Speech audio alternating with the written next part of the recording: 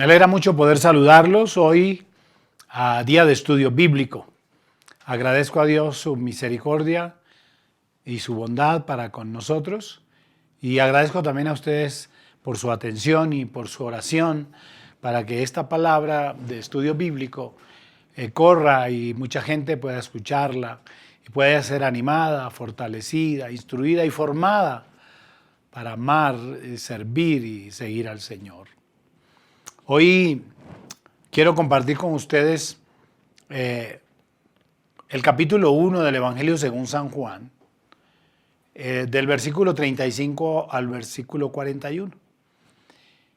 Y es que es interesante este pasaje en la medida que algunas personas me han preguntado, pastor, ¿cómo hacerme discípulo de Jesús? Un hombre hace algún tiempo, yo le hablaba de ser discípulo de Jesús y él me dijo, yo quiero ser su discípulo, pero ¿qué tengo que hacer? Y precisamente este trozo de la Biblia, esta parte de la Biblia que vamos a leer, nos va a guiar o nos va a mostrar, nos va a enseñar cómo estos hombres, los primeros discípulos, se acercaron a Jesús y qué tuvieron que hacer. Entonces empecemos leyendo lo que el pasaje dice, San Juan capítulo 1, si usted tiene su Biblia en la mano, versículos 35 hasta el versículo 41. Dice, los primeros discípulos. El siguiente día otra vez estaban Juan y dos de sus discípulos. Y mirando a Jesús que andaba por allí, dijo, he aquí el Cordero de Dios. Le oyeron hablar los dos discípulos y siguieron a Jesús. Y volviéndose Jesús y viendo que le seguía, les dijo, ¿qué buscáis? Ellos le dijeron, Rabí, que traducido es maestro, ¿dónde moras? Les dijo, venid y ved. Fueron y vieron dónde moraba y se quedaron con él aquel día, porque era como la hora 10:00. Andrés, hermano de Simón Pedro, era uno de los que habían oído a Juan y habían seguido a Jesús. Este halló primero a su hermano Simón y le dijo, hemos hallado al Mesías, que traducido es el Cristo, y le trajo a Jesús. Hasta ahí vamos a dejar esta lectura de la Biblia. Vamos a empezar diciendo, ¿qué es un discípulo? Un discípulo es una persona que aprende una doctrina, una ciencia o un arte bajo la dirección de un maestro. La gran mayoría que me acompañan en estos estudios bíblicos, son discípulos de Jesús, son creyentes en Cristo, personas que aceptaron a Jesús como Señor y Salvador. Algún día, pues en múltiples circunstancias, unos solamente con el deseo de amar a Dios, otros porque las circunstancias adversas y difíciles de la vida les llevó a buscar un camino y encontraron en Jesús, en el cristianismo o en el evangelio, el camino que les dio la confianza, la seguridad, que les retornó el deseo de seguir viviendo. Pero ante la pregunta de cómo hacerme discípulo de Jesús, hecha por una persona que estaba a mi lado, y viendo este pasaje, entonces esto es lo que quiero compartir. ¿Qué hacer? ¿Cómo hacer para ser discípulo de Jesús? Y nada mejor que tomar este texto. El texto dice que Juan, que tenía discípulos, iba con dos discípulos, digamos, por la calle, y de repente, mirando, vieron al Señor Jesús que iba, Juan con sus dos discípulos, y entonces Juan miró a Jesús y sus discípulos también lo miraron y dijo, he aquí el Cordero de Dios. El texto dice que le oyeron hablar los dos discípulos y inmediatamente se fueron tras Jesús. Ante la pregunta entonces, ¿qué hacer o cómo hacer? La primera cosa que yo veo en este texto está en el versículo 26, ¿qué hacer? Dice, mirando a Jesús, que andaba por allí. Es decir que la primera condición para ser discípulo de Jesús es mirarlo y fijarse en él. Mirarlo y fijarse en él. Sorprendentemente, algún día escuché a un profesor en la universidad y no tenía mucho de cristiano. Él hablando acerca de Jesús, exponiendo algunas teorías o algunos personajes, estaba hablando de Santo Tomás de Aquino, estaba hablando de Jesús, estaba hablando de San Pablo, estaba hablando del Papa, de algunos papas. Me sorprendió mucho que mi profesor dijera que no había ninguna persona que hubiera mirado a Jesús y que no le hubiera atraído. Decía mi profesor, que no era un cristiano, que Jesús era, en el estudio realizado y hecho, era un hombre en todo el sentido de la palabra. Y decía que desde la corona de su cabeza hasta la planta de su pie, cualquier mujer que mirara a Jesús se enamoraría de él. Igualmente hablaba acerca de cómo la forma de hablar, él decía, mi profesor decía que era mágico, que atraía. Dice que sus palabras eran dadas con tal claridad y autoridad y tal convicción que quien le oía, lo único que quería era seguirlo.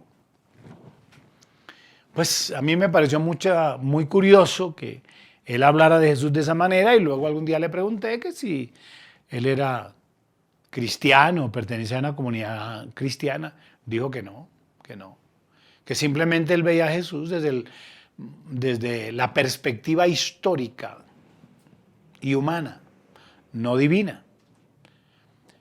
Ese era el pensamiento de mi profesor. Pero cuando yo hablo de mirar a Jesús, tengo que recordar al profeta Isaías, en el capítulo 45. Es muy interesante este pasaje, porque en ese pasaje 45, 22, 45, 20, perdón, hasta el 22, está Isaías hablando acerca de los ídolos de Babilonia, lo que ellos representaban, y quién en esa relación era Jehová, era Dios. Entonces me parece muy interesante y quise que Angie lo leyera para que tuviéramos una perspectiva de esto. Reuníos y venid, juntaos todos los sobrevivientes de entre las naciones. No tienen conocimiento aquellos que erigen el madero de su ídolo y los que ruegan a un Dios que no salva. Proclamad y hacedlos acercarse y entren todos en consulta. ¿Quién hizo oír esto desde el principio y lo tiene dicho desde entonces, sino yo, Jehová? Y no hay más Dios que yo, Dios justo y salvador, ningún otro fuera de mí. Mirad a mí y sed salvos todos los términos de la tierra, porque yo soy Dios y no hay más. Oiga, qué maravilloso es. Es la confrontación entre los ídolos de Babilonia, que eran erigidos o eran construidos en madera, tallados en madera, en piedra, en bronce, y el Dios real. Y el mismo Dios está diciendo claramente que los llamen a ellos y que los confronten y que todos en consulta pues hablen y digan, ¿quién es el verdadero Dios? Y él mismo dice, yo soy Dios y no hay más. Solo hay un Dios justo y salvador. Dice, y ninguno fuera de mí. Y sorprendentemente para los estudiosos de la Biblia, cuando el término Dios se está hablando aquí para hablar del Dios soberano, de Jehová Dios, está escrito en mayúscula. Y entonces Dios está diciéndole al ser humano, mirad a mí. ¿A quién? A Dios. Y sed salvos todos los términos de la tierra. Y lo acentúa, porque yo soy Dios y no hay más. Yo le aclaro a los estudiantes del Instituto Bíblico generalmente, cuando lean la Biblia descubran que cuando se refiere al Dios Todopoderoso, al Creador, se escribe en mayúscula. Cuando se habla de dioses que no son Dios, se escribe en minúscula. Cuando se refiere a los dioses hombres, se refiere en minúscula, se escribe en minúscula. Cuando se refiere al Dios nuestro, al Todopoderoso, es Dios en mayúscula. Y ya desde el principio, Isaías está diciendo que miremos a Dios y que los que miramos a Dios seremos salvos. San Pablo, o el escritor a la epístola de los Hebreos, en el capítulo 12, el versículo 1 y 2. Hablando acerca de sus condiciones humanas y de sus dificultades y de sus luchas, llega entonces a decir Hebreos capítulo 12, 1 y 2, que la única manera de poder avanzar es puesto los ojos en Jesús. Escuchen lo que dice. Por tanto, nosotros también, teniendo en derredor nuestro tan grande nube de testigos, despojémonos de todo peso y del pecado que nos asedia, y corramos con paciencia la carrera que tenemos por delante.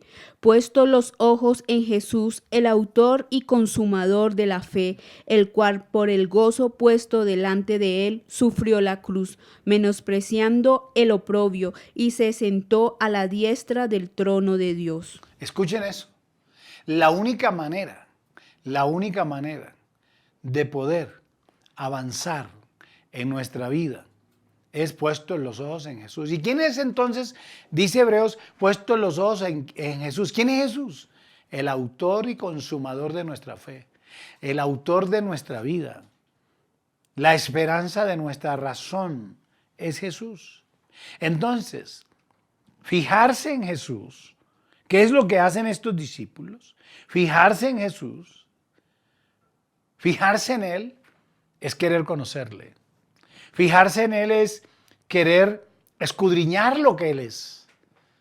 Fijarse en Jesús es desear profundamente integrarse a lo que Él es. De ahí que el mismo San Juan, en el capítulo 5, hablando el Señor, ya no está hablando Isaías.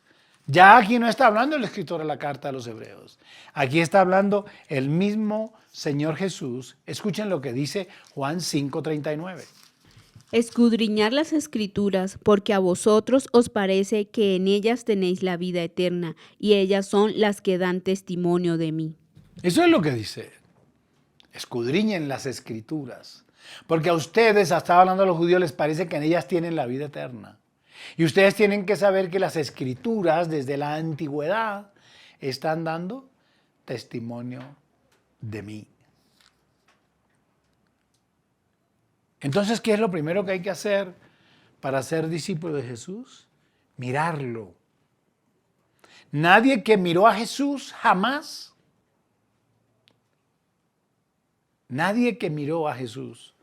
jamás fue defraudado.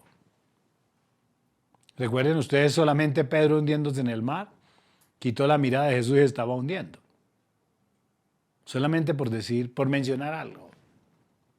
Todo aquel que lo miró, incluso desde la cruz. Acuérdense, el hombre que estaba al lado de la cruz de Jesús, lo mira, le dice, acuérdate de mí cuando estés en tu reino. ¿Y qué le responde? Hoy, no es mañana, hoy mismo estarás conmigo en el paraíso.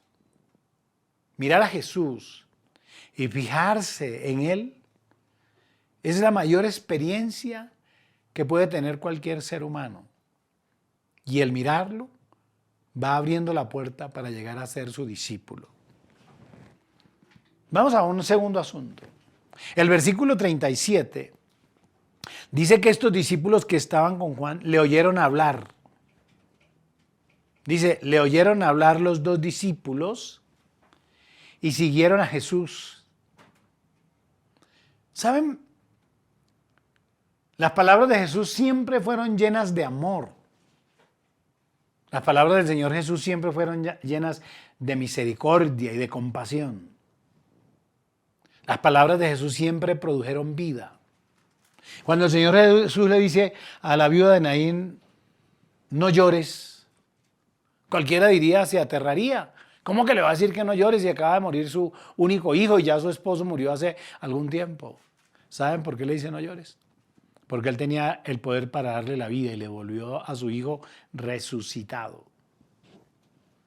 Es que es el mismo San Juan quien escribe acerca de Jesús en el capítulo 6 y versículo 63, hablando que las palabras de Jesús producen vida. Escuchen.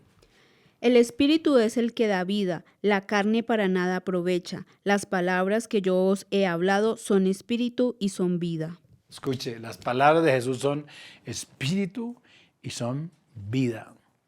Y podría mostrarles cantidad de ejemplos. Déjenme mencionar solamente algunos. ¿Se acuerdan de Zaqueo? El cobrador de impuestos. El hombre pequeñito que subió a un árbol para ver a Jesús. El hombre despreciado por sus conciudadanos, por los judíos, porque trabajaba a favor del Imperio Romano, cobrando impuestos y aparte de eso robándose los impuestos. ¿Se acuerdan de él? Yo no sé qué había escuchado Zaqueo acerca de Jesús, pero había una inquietud muy profunda en su corazón y quería oírlo hablar. ¿Qué dice el texto bíblico? Que salió corriendo, se adelantó, se subió a un árbol y allí subido en el árbol esperó que Jesús pasara para verlo, para escucharlo, porque era pequeño de estatura. Cuando llega hasta allí, lo más impresionante para él fue que Jesús se detuvo, levantó su cabeza y lo llama por su propio nombre y le dice: Zaqueo, bájate, porque hoy es necesario que yo more en tu casa. ¿Qué fue lo que la gente dijo? La gente dijo: ¿cómo es que se sienta y come en casa de pecadores? En casa de cobradores de impuestos que traicionan a nuestro pueblo. Zaqueo necesitaba las palabras de Jesús. Cuando regresa, Jesús iba a su casa. En una reunión, Zaqueo se pone de pie y pide la palabra. Dice: Señor, si en algo he ofendido a alguien, si en alguien he robado, si alguien he hecho algo que no está bien, le pido perdón, pero además estoy dispuesto a devolvérselo cuadruplicado. Díganme ustedes, ¿qué generó ese cambio en Zaqueo? ¿Qué quitó la codicia de Zaqueo y cambió su corazón? Sino las palabras de Jesús. Porque es que las palabras de Jesús son vida, son espíritu y vida, dice el texto. La vida nueva de Nicodemo, el principal de la sinagoga, que va y lo busca de noche y le dice: sabemos que vienes de Dios porque lo que tú haces nadie lo puede hacer si no está Dios con él. Y el Señor Jesús empieza a explicarle lo que significa ser su discípulo. Dice: tienes que nacer de nuevo. Y él, que era un conocedor de la ley, dice: pero ¿cómo se hace para nacer de nuevo? El Señor le dice: pero siendo tú maestro de la ley, ¿no lo sabes? Es necesario nacer del agua y del espíritu, y empieza a desarrollarle la vida del nuevo nacimiento. Y encontramos a Nicodemo siendo un hombre nuevo, seguidor de Jesús. Déjenme ir más allá. El endemoniado de Gadara, del capítulo 5 de San Marcos. Un hombre poseído por demonios, muchos demonios, espíritus demoníacos. En tanto que cuando el Señor le pregunta cómo te llamas, le dice: Legión me llamo porque somos muchos. Un hombre que era atado con grillos, con cadenas, que vivía entre los sepulcros, que su vida era una vida de horror, de terror para él y para los demás, que permanentemente estaba gritando y maldiciendo. Y cuando se encuentra con Jesús, seguramente, y oye estas palabras, entonces su vida es cambiada. ¿Y qué pasa? ¿Qué pasa con ese hombre? Después que oye hablar a Jesús,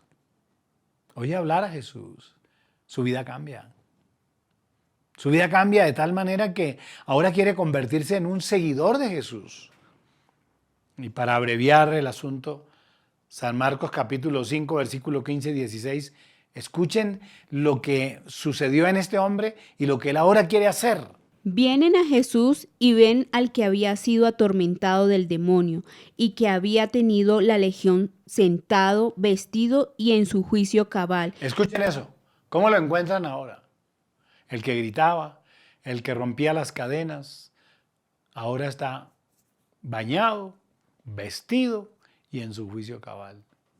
Oyó la palabra y la voz de autoridad de Jesús. Siga, Angie. Y tuvieron miedo, y les contaron los que lo habían visto cómo le había acontecido al que había tenido el demonio y lo de los cerdos.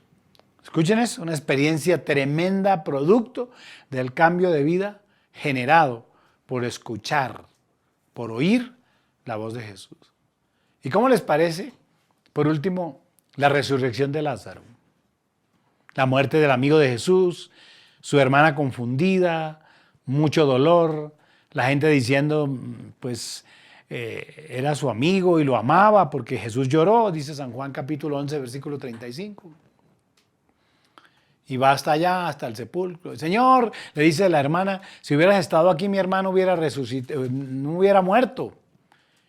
Y él dice, ¿no te he dicho que si creyeres, verás la gloria de Dios? El que cree en mí, aunque esté muerto, vivirá. Dicen que va hasta el sepulcro. Y frente al sepulcro, entonces grita, Lázaro, ven fuera. E inmediatamente el que había muerto, el que llevaba más de 3 días muerto, resucitó. Porque es que oír la palabra de Dios incorpora a nuestra vida muerta vida nueva. Eso es. Estos discípulos cuando oyeron hablar de Jesús, inmediatamente le siguieron. Es que cuando Jesús habla de la verdad, porque Él es la verdad. San Juan capítulo 14, versículo 6 dice, Jesús le dijo, yo soy el camino y la verdad y la vida. Nadie viene al Padre sino por mí. la vida es Jesús. Y para nosotros Jesús, el Señor Jesucristo, siendo nosotros sus discípulos, se ha convertido en la razón de nuestra vida. Te invito hoy para que dejes que Él te hable. Y de hecho ahora mismo te está hablando a través de mí. Oye sus palabras, porque ellas, sus palabras, son música para el alma. Oír palabras tan expresivas y maravillosas como venid a mí todos los que estáis trabajados y cargados y yo os haré descansar. Nos genera descanso, nos genera seguridad. Yo soy la luz del mundo y el que me sigue no andará en tinieblas. Son palabras que definitivamente son vida a nuestra vida. Algo más. El versículo 37 en la parte B dice, le oyeron hablar los 2 discípulos, dice, y siguieron a Jesús. A mí me llama la atención porque es que la consecuencia natural, digo yo, del que oye a Jesús, del que oye la palabra de Jesús, es seguirlo y además servirlo. Eso es lo interesante. El que oye la palabra de Jesús. Los que oían a Jesús en aquel tiempo, yo recuerdo una expresión de las mujeres que cuando Jesús caminaba llegaban a decir, bienaventurados los pechos que te dieron, que te amamantaron. ¿Cómo sería eso? Dice la Biblia que los que oían a Jesús se quedaban sorprendidos porque hablaba con tal autoridad que nadie podía resistirlo. Esa es la consecuencia natural del que oye a Jesús. Es más, él mismo, el evangelista San Mateo en el capítulo 7, del versículo 24 hasta el 28, déjenme, se los voy a leer. Él habla acerca de aquellos que oyen las palabras. Dice, cualquiera pues que me oye estas palabras y las hace, le compararé a un hombre prudente que edificó su casa sobre la roca. Porque descendió la lluvia, vinieron ríos, soplaron vientos y golpearon contra aquella casa y no cayó, porque estaba fundada sobre la roca. Miren, el que oye estas palabras y las hace es un hombre sabio. Esa es la expresión de Jesús. Pero cualquiera que dice, me oye estas palabras y no las hace, le compararé a un hombre insensato que edificó su casa sobre la arena. Y descendió la lluvia, y vinieron ríos, y soplaron vientos, y dieron con ímpetu contra aquella casa, y aquella casa cayó, y fue grande su ruina. Pero sorpréndanse, dice, y cuando terminó Jesús estas palabras, la gente se admiraba de su doctrina, porque les enseñaba como quien tiene autoridad, y no como los escribas. Por eso les digo, La consecuencia natural de oír a Jesús es seguirlo. Es desear servirle. Nicodemo fue un hombre nuevo. José de Arimatea fue un hombre nuevo. La mujer samaritana fue una mujer completamente nueva después de llevar una vida desastrosa. Y por último, ¿sabe qué hace un discípulo de Jesús? Alguien que conoce a Jesús. Lo que hicieron estos personajes, discípulos de este capítulo. Dice el versículo 40, escuchen. Andrés, hermano de Simón Pedro, era uno de los que habían oído a Juan y habían seguido a Jesús. Este halló primero a su hermano Simón y le dijo: hemos hallado al Mesías, que traducido es el Cristo, y le trajo a Jesús. ¿Sabe qué hace un seguidor de Jesús después que lo oye, lo sigue? Busca a otros. Esa es la tarea de alguien que sigue a Jesús. La tarea es clara. Cuando conoces a Jesús, tienes una experiencia real con Él. Cuando oyes sus palabras y esas palabras llegan a tu corazón y empiezas a seguirlo, la tendencia, la naturaleza misma espiritual y humana nos dice que llevemos este mensaje que nos salvó, que nos rescató a nosotros, que nos transformó a nosotros, a otros. Eso fue lo que hicieron ellos. Habló de Andrés, que a la primera persona que encontró fue a su hermano Simón Pedro. De ahí parte entonces la obligación nuestra de compartir nuestra fe y nuestra esperanza. Usted que me oye, que es cristiano, no pase sin hablar a otros, sin invitarlos a la casa de Dios. Hábleles de la manera cómo Dios lo trató, cómo Dios lo salvó, cómo Dios lo llamó. Háblele de su vida pasada y ahora de su vida nueva y de lo que ha sido su experiencia. Esta es la tarea de alguien que sigue a Jesús, buscar a otros y traerlos a la fe. No en vano las últimas palabras de Jesús en San Marcos, capítulo 16, versículo 15. Escuchen lo que dice. Y les dijo: id por todo el mundo y predicad el evangelio a toda criatura. Y el evangelista San Mateo, también en el capítulo 28, versículo 19, el Señor Jesús dice a los discípulos: por tanto, id y haced discípulos a todas las naciones, bautizándolos en el nombre del Padre y del Hijo y del Espíritu Santo. Vean, terminemos con esto. Hacerse discípulo de Jesús. ¿Cómo hacerse discípulo de Jesús? Mirarlo y fijarse en Él. Oír su palabra, porque oír su palabra es tomar la decisión de seguirle, porque no nos queda más. Es tal la fuerza de vida y del Espíritu de Él que nos hace seguirlo. Y nuestra tarea, después de amarlo y seguirlo y servirlo, es buscar a otros y llevarlos a la fe y a la esperanza que nosotros hemos recibido. El versículo 39 ahí dice: y luego se quedaron con Él, aquella noche se quedaron con Él.